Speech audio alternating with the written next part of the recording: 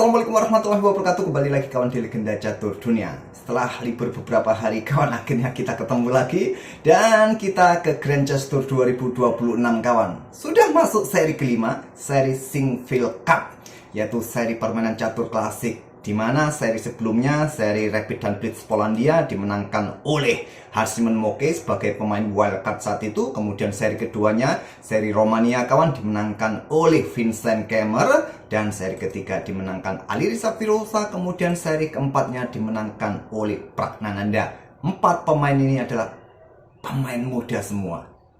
Tidak ada generasinya Fabiano Caruana yang menang di seri 2026 sampai babak atau seri keempat ini kawan. Ya, mereka ini adalah generasi Z ya, atau generasi X kah? Generasi Z kah? Nggak tahulah ya. Nah, setelah Sinquefield Cup ini kawan, nanti akan disusul seri ke-6-nya, seri final yang diambil 4 pemain dengan ranking teratas dari pemain inti ya. Bukan pemain wildcard yang diambil kawan, tapi pemain inti. Nanti akan lanjut ke Grand Chess Tour Final untuk menentukan siapa yang menjadi juara umum Grand Chess Tour 2026. Sebelumnya 2025 Fabiano Caruana menjadi juara umum walaupun dia tidak pernah memenangkan satu seri pun. Satu seri reguler dia tidak pernah menang kawan. Tapi di seri final Fabiano Caruana menjadi juaranya. Oke, di hari pertama Sinquefield Cup ada satu partai yang berakhir menang kalah. Partainya Fabiano Caruana mengalahkan Jordan Van Forest. Tapi kita tidak ulas game itu karena saya lihat tidak terlalu menarik. Yang menarik ada di partainya Javokir Sindarov versus Levon Aronian ini. Langsung saja permainan dibuka oleh, maaf sebentar, speakernya saya matikan biar nggak bertumpuk suaranya. Oke, dibuka oleh Javokir Sindarov dengan D4, ada D5, kuda F3, kuda F6, pion G3, E6 kawan. Pembukaan India atau Indian game dimainkan oleh keduanya. Setelah gajah G2 mungkin akan dilanjut dengan pion C4, siapa tahu kawan, dan berubah ke permainan Katalan. Gajah E7 masih memungkinkan untuk melanjutkan C4 Katalan kawan, tapi tidak, rokade terlebih dahulu, rokade juga. Nah, struktur permainan ini kawan jarang kita lihat di level top untuk saat ini ya. Level 2700 selalu memilih pembukaan yang solid, kuat. Ini juga pembukaan yang bagus juga sebetulnya, tapi jarang kita lihat ya, jarang kita ulas juga. Di sini Javokir berhenti sejenak untuk berpikir setelah sebelumnya sat set. Dia berpikir 3 menit, tidak memutuskan dengan pion C4, tapi langsung kuda ke E5. Buka diagonal, tapi saya rasa kuda ini mencoba untuk menghadang pengembangan perwira-perwira hitam kawan, baik gajah ataupun kuda, terutama peta C6. Siap membegal untuk merusak struktur pion. Anggap saja kalau kuda C6, ya kemungkinan akan dicaplok. Memang terlihat hitam bagus di center nanti, tapi pionnya terpisah di lajur A. Mungkin harapan dari Javokir seperti itu. Akhirnya Levon memutuskan pion C5 langsung. Pion D pukul pion C5. Nah, baru kuda BD7 menantang pertukan kuda dan coba ambil pion C5 ini kembali. Gajah F4 dimainkan oleh Javokir untuk memperkuat posisi kudanya. Nah, setelah kuda pukul kuda lanjut Levon, gajah ambil balik, kuda D7 kembali menyerang perwira dan mencoba mendapatkan pion kembali. Tidak bisa lagi di backup pion ini kawan. Gajah tarik mundur ke C3 dan gajah ambil pion C5 lanjut Levon. Di sini kawan, pion E4 gantian Javokir langsung menyerang petak pusat setelah dirasa rajanya aman kawan. Nah, diterima juga pion pukul pion, gajah ambil balik, kemudian kuda F6 ancam gajah, gajah G2, dan di sini Levon mengorbankan pion E5. Buka jalur buat pengembangan gajah terangnya. Kalau kalian pegang putih, kalian terima pion ini atau enggak? Berani ambil pion ini? Ini adalah pion racun kawan, pion racun. Di sini memilih pertukar menteri terlebih dahulu, kemudian kembangkan kuda D2. Kenapa nggak diambil bang? Pion cuma-cuma itu bang. Oke, kita simulasikan. Kalau gajah ambil pion E5, maka ada kuda G4 kawan. Coba ancam gajah dan coba menekan petak F2. Pertanyaannya, gajah ini mau dibawa kemana? Kalau ke sini, ya tinggal caplok pion F2 cek. Kalau benteng ambil, maka menteri nggak ada koneksi, menteri putih jatuh. Gajah kalau ditarik ke peta C3 sekalipun sama kasusnya, ambil pion. Jadi kemungkinan menteri akan pukul menteri terlebih dahulu, benteng ambil balik, dan gajah mungkin tarik mundur ke C3. Tapi masalahnya kuda akan ambil pion F2 gantian. Nah, kalau benteng ambil balik, coba perhatikan di belakang kawan. Gak ada yang mengawasi. Ini pion racun. Jadi, menteri pukul menteri, pilihan dari Javokir Sindrop terlebih dahulu. Benteng ambil balik, baru kembangkan perwira. Kuda D2. Ada gajah F5, menekan pion yang di situ. Kuda B3, gajah B6. Kemudian di sini gajah ambil pion E5. Baru berani sekarang ambil kawan. Nah, sekarang Javokir sementara unggul 1 pion. Kuda G4 ancam gajah. Kalau di sini gajah ambil pion C2, gajah ambil pion C2, anggap saja sambil ancam perwira di sana kawan, maka gajah ini akan ambil pion B7 dan benteng nggak punya tempat yang bagus lagi untuk bergeser atau pindah. Jadi dengan kuda G4 ancam gajah, gajah F4, benteng AC8 terlebih dahulu kawan, dan pion C3. Javokir masih bisa mempertahankan keunggulan 1 pionnya sementara. Lanjut gajah D3 serang benteng, di sini gajah F3 serang kuda.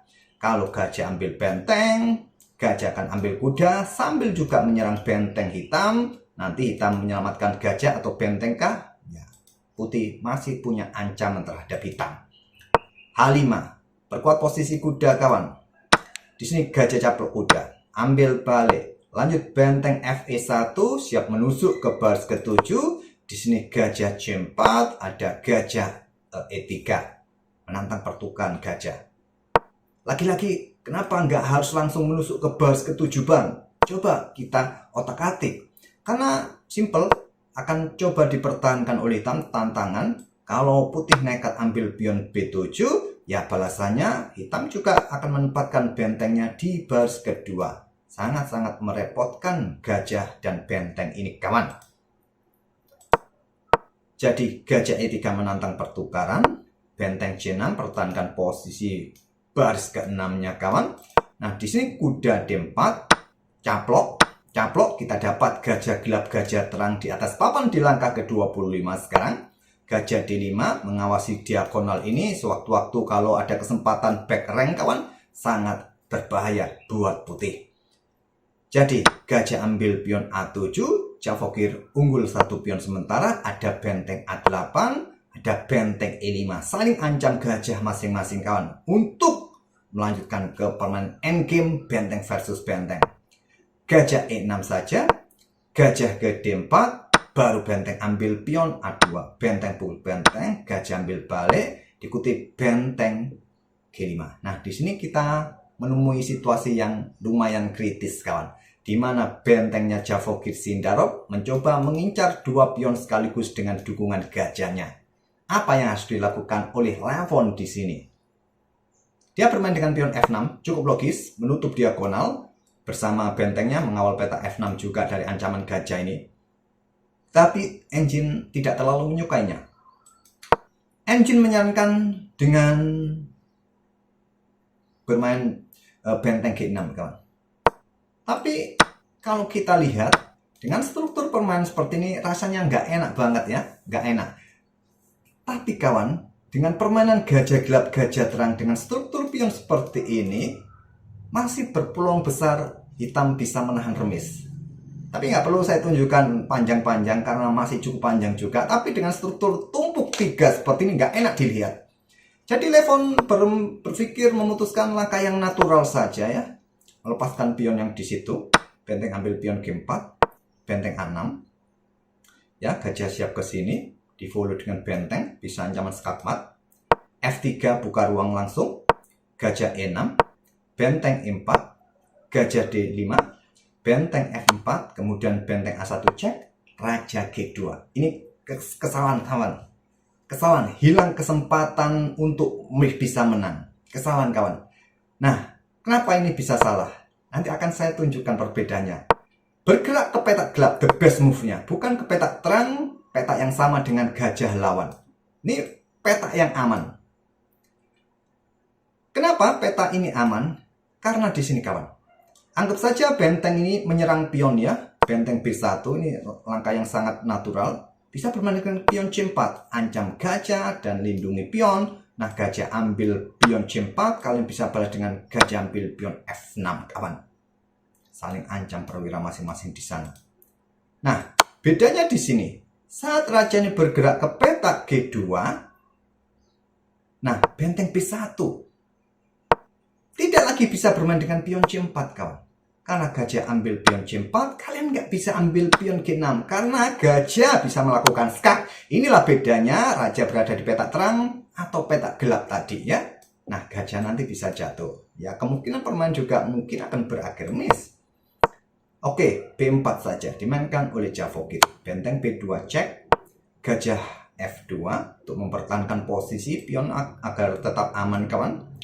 Nah, pion B5, G4 buka ruang pergerakan buat raja naik sambil menjaga pionnya nanti. Apabila benteng ini bergeser, benteng C2, pion G5, pion pukul. Di sini benteng F5 ancam gajah ancam pion, gajah C4. Benteng ambil pion, sini ada gajah D3 saja. Lanjut level untuk mendapatkan pion ini nanti kembali kawan.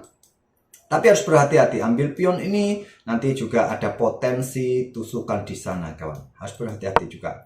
Nah, benteng C5 lindungi pion sementara sebelum raja ini pindah. Nah, gajah C4 blokade putus koneksi kawan. Di sini ada benteng cek.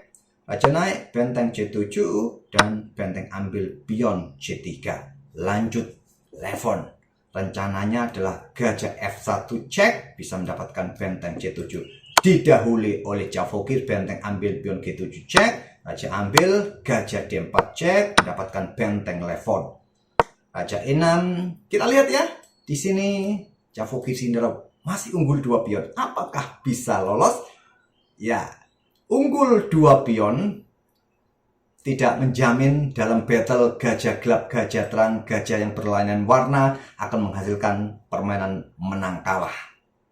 Kemungkinan akan berakhir miss karena posisi raja juga dekat kawan ya.